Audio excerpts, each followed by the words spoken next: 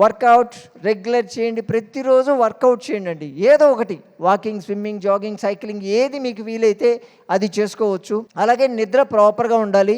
నీళ్లు బాగా తాగాలి. ఎన్ని లీటర్లు తాగాలి అని అడుగుతారు. మేము నీళ్లు తాగమంటే 4 లీటర్లు, 5 లీటర్లు, 6 లీటర్లు. లీటర్లు కాదండి, లీటర్లు ఏనుగులు లెక్క.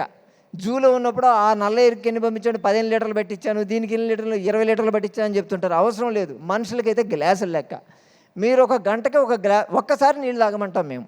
అంటే అది గ్లాస్ తాగుతారా, బాటిల్ తాగుతారా, లేకపోతే కప్పు తాగుతారా, అప్పుడు మీకు దాహం అయ్యేటువంటి కండిషన్ బట్టి తాగాలి. వర్షాకాలం, చలికాలం దాహం తక్కువ అవుతూ ఉంటుంది, అందుకని నీళ్లు తాగాలనిపించదు. అయినా కానీ మీరు తాగాలి, తక్కువ తాగండి.